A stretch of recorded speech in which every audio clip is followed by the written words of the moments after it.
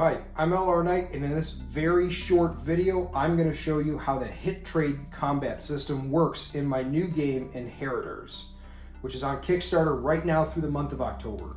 So the hit trade system abolishes the idea of needing to have a single game master who runs every single combat encounter and negotiates between the monsters, the player, the story, and whatever's happening with the group.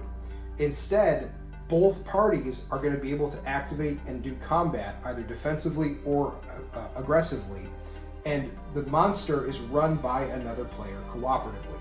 We can do that and keep it, true, running with integrity, because we have a robust, dynamic, modular AI tagging system that tells us how this type of creature, which for today we're going to say is a hyenid, should act. So I have a follower, or I have an inheritor right here, and I have my hyenid. So this is it's called a hyenid reaver, and he is bloodthirsty, which means he always uses his defensive rolls to attack. He never tries to block. And I have my inheritor of the bear here, who will be trying just to kill this guy in this demonstration. So as an inheritor of the bear, he has some powers, but we're not going to get into those because I want to keep this very simple and straightforward. So the first thing that happens is the players activate, although generally it's alternating activation. So depending on where you are on the round, it could start here, but this is the beginning of the round. So it's going to start here. The first thing he does is he generates 2 actions and a reaction, and he can use those 2 actions to do a variety of different things, including moving, focusing, bracing for defensive buffs. He could jump, he could take a flying leap called a tope at this guy, but we're gonna keep it nice and simple. We're just gonna move. So I'm gonna move him 6 inches, 1, 2, 3, 4, 5, 6, to put him within the 1-inch range of attacking him with his longsword. So let's shift the camera, actually. Actually, we'll shift them, that's easier. Okay. And I've got my 2 sets of dice. So the hyenid reaver actually only has 1 defense roll as he's currently set up, whereas my attacker gets 2 attack rolls because of that longsword. Anytime a creature is attacked in Inheritors, it has the opportunity to react and activate to defend itself. So here's how this is going to work. We're going to roll these dice simultaneously, and then we're going to figure out how that combat plays out, this little swashbuckling game.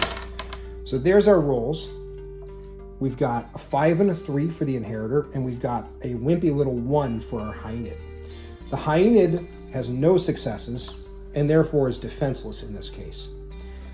The inheritor needed to roll a 3+ for his proficiency on both of these rolls, and he did. So that's going to be applied as a strike, dealing 1 damage, and that's going to be dealt as a strike, dealing 1 damage. So now this guy has taken 2. The hyenid is going to activate now in turn, so we're switching whose turn it is over.